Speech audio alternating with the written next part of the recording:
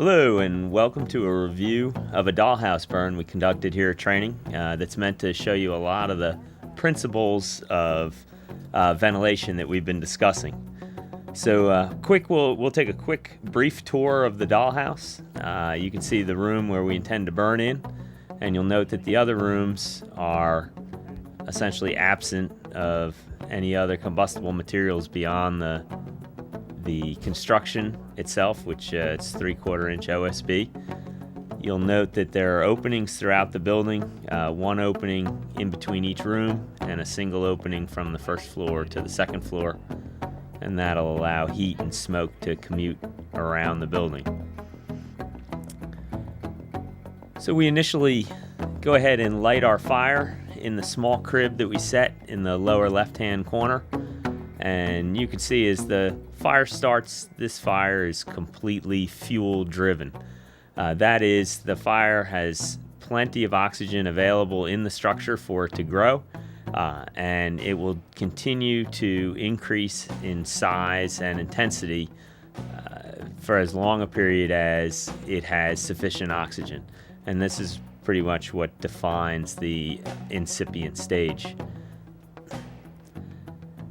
As the fire builds and it gets larger, you begin to see in its growth stage that it's developing a very clear air track and flow paths in the building. In this case, with two single ventilation openings, you have an inlet at the bottom where there is almost no neutral plane visible, or the neutral plane is at the very top of the window, so it is almost an entire inlet for oxygen into the fire. And because there is a second story and it's open, there is no neutral plane. It is at the base of the window, and it is a complete outlet for smoke flowing out.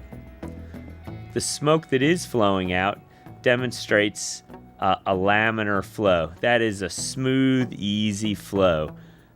There's not a great amount of heat energy visible at this point, although there is some loft or speed to the smoke as it comes out. Here's another look at the smoke, and this is what we're looking with the laminar flow. All of the smoke is moving in a uniform direction, and at the base you catch a quick glimpse of air being drawn in. So now we can see the compartment that we have under ignition. We've got some black smoke coming up. It's just prior to it flashing over. We'll see it move to flash over, and as the room is at flashover, we have a fully developed fire. This fire is representing about 25% of the total structure, but we've already moved to a fire that is now ventilation controlled. In order for all the fuel source that's available to it to burn, it has to burn outside of the structure at this point. So we have flames exhausting from it, and where before we had a total inlet on the first floor, you now see a clearly defined neutral plane with fire exhausting in the top and air and smoke rushing back in the bottom half of the opening. So we're going to take our fire and we're going to air starve it by closing off its inlets. And the first thing that you'll notice is now, with the primary inlet removed, we have smoke exhausting from the fire compartment. You see very turbulent flow, and you can also see some evidence of smoke tunneling because air is being forced to be drawn back in through the second floor inlet, because that is the only opening now available to it. So you see a bidirectional air track where it should be unidirectional because we're above the fire, but this is the only source for oxygen for the fire. So the smoke is tunneling back in, trying to draw oxygen down. And if we could see the fire compartment room, we would see that the visible fire would be diminishing rapidly. Although combustion is still going on, there's not enough oxygen for visible fire at this point. We're going to open up a different window, and when you open that different window, you're going to change the flow path within the building. So same fire room, now it has a different ventilation point, and we get to see the smoke exhaust. Again, you see a bidirectional air track. You see air being drawn in at the base and smoke at the top of the window because that's the only opening that it has. As we give it an opening for air at the bottom, this second story window goes back to being a unidirectional having a unidirectional air track, and smoke begins to occupy the entire window space.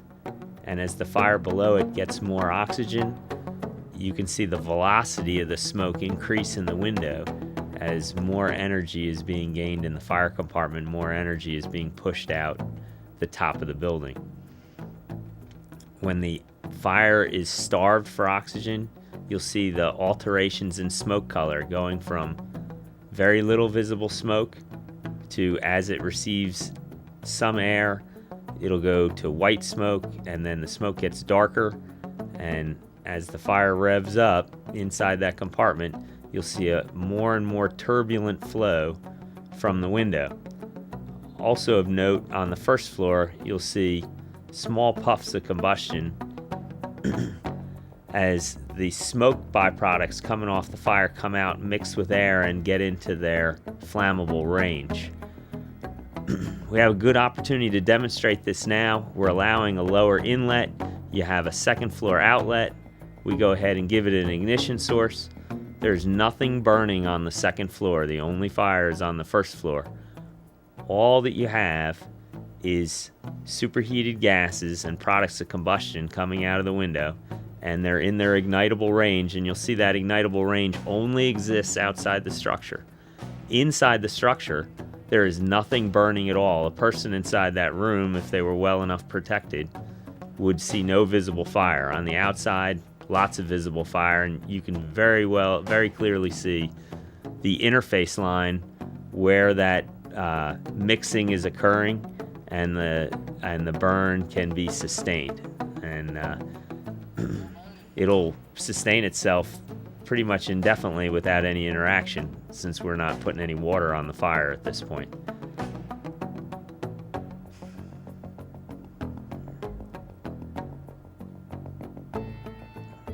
Alright, so we're going to go ahead and close off our second floor exhaust port. We're going to starve our fire for oxygen here for a moment. Again, you see some white smoke produced right away. Very little smoke initially, not an indication that there's not a fire. In fact, we know there's a fire inside this building, but we weren't seeing a lot of smoke until we gave it a ventilation point for it to have ventilation take place.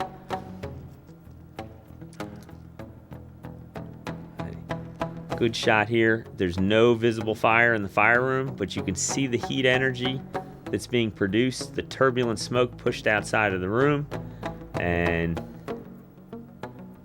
this fire is within its flammable range, but remains oxygen starved, and just about the point where we come over and decide that we'll relight the room to speed things off. We actually will introduce enough oxygen into the room that you'll see the room reignites on its own. And then we have continued combustion, and left alone, the fire room will continue to burn. When we cover up the window to the fire room, and we'll see if we can force it to seek an outlet, and it's going to want to move around the corner through the opening that you saw cut in the wall before, and it's going to reach out to the window where we've created an opening. And this is a classic example of a flow path. Although the room on your right is not burning, the superheated gases are coming out of that room.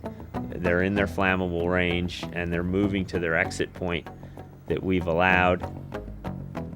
When we give it another source, it'll choose the path of least resistance. But in this case, we created a flow path remote from the fire itself, so the fire moves through the flow path. And in a structure fire, this would be considered a hostile flow path. There's enough energy in the smoke that's traveling through there for it to readily burn and release a great deal of energy. All right, so as they move around through here, look at the windows. You see a good bidirectional first floor window there. You get a great view of the flow path here. We did some vertical ventilation. Look at the changes in smoke in the first floor. Almost no smoke visible on that first floor on the right-hand side. And you can clearly see the flow path from the fire room. It travels across the ceiling of the second room and goes directly to our vertical ventilation point. There is nothing to burn beyond the structure itself in that second floor room. What you're just seeing is those gases burning off.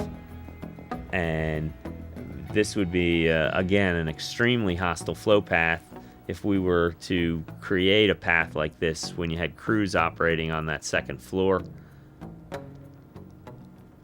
Close off our air inlets on the first floor. You see the energy diminish at the vertical vent point.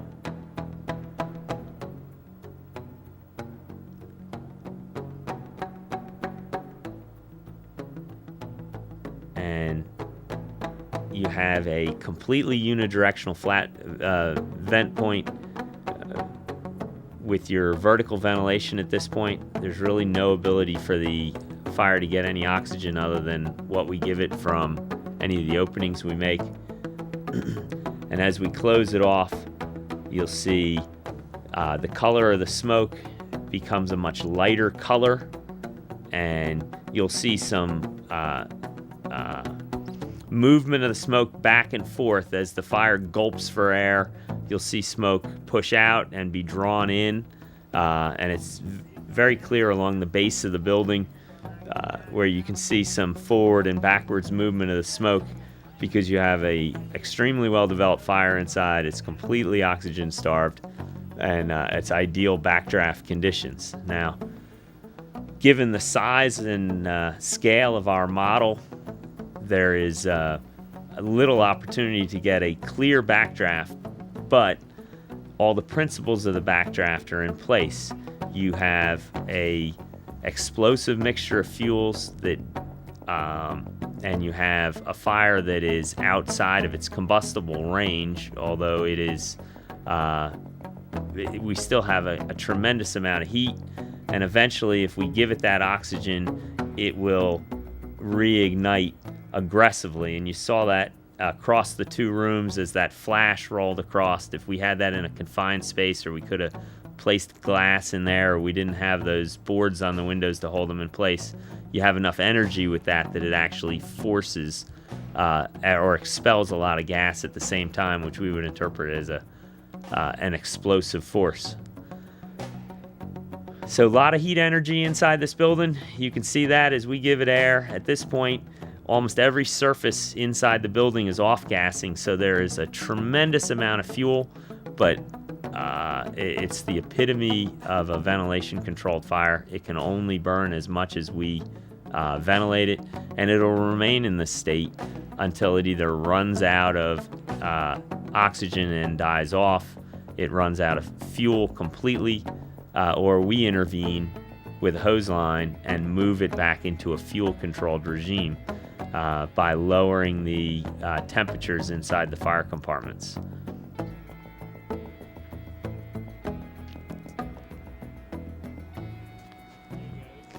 So, very turbulent flow from the second floor window, but again, we get a nice view of smoke tunneling here.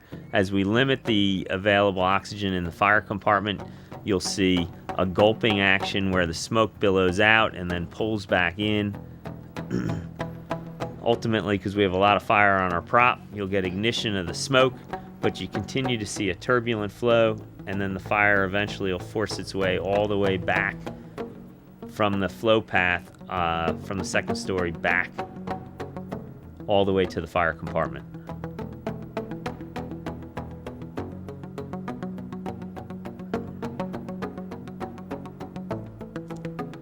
At this point, a tremendous amount of energy is available even from this tiny little prop, and that's a product of every surface inside of it now off-gassing and providing fuel, not just the crib. In fact, the crib that we built is not even visible anymore and is long gone.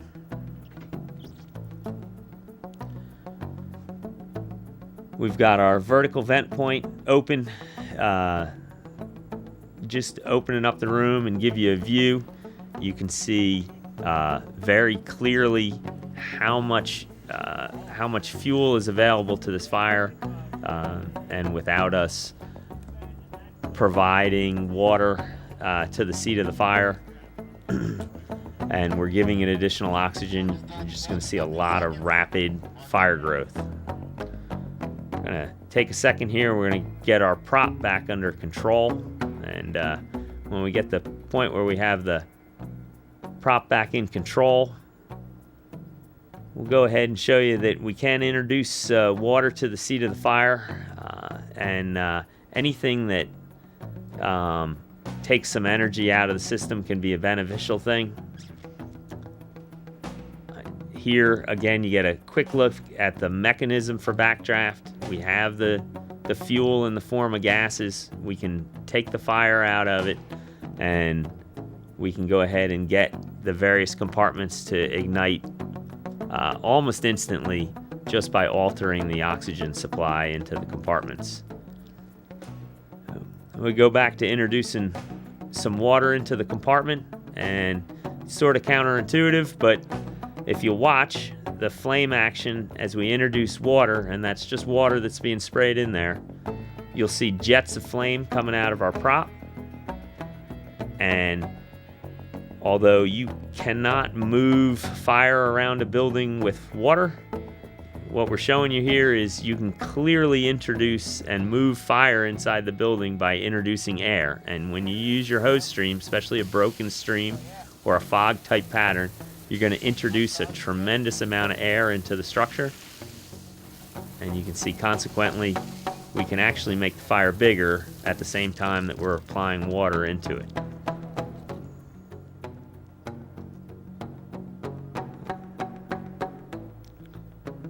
We're kind of approaching the end time of our prop at this point. It's seen quite a good burn. At this point, a number of the interior partitions have begun to fail, and you'll see the floor collapse, and the fire is going to go and return itself to a fuel-driven regime as we will allow it unlimited oxygen. The roof will fail. There'll no longer be any way for us to control how much oxygen is allowed to it. The fire is back essentially to a bonfire, and we went from fuel driven when you saw it at the beginning to incipient to completely ventilation driven. And when you watched us manipulate over and over again how ventilation could control fire inside the building, and now finally you're back to a fuel driven regime where the only thing we can do is take the fuel away, go ahead and introduce a little bit of water, and ultimately put our prop out. So the whole point was let you see a lot of these principles firsthand. It's a real simple, basic prop, but it allows you to easily define the various parameters that we want you to show versus looking at a full-size structure that may have a lot more dynamics involved. So again, hopefully by seeing this stuff in the form of a prop, you'll be able to recognize these in the future on the fire ground and put it to good use for your own protection and for the benefit of your fellow firefighters and your crew.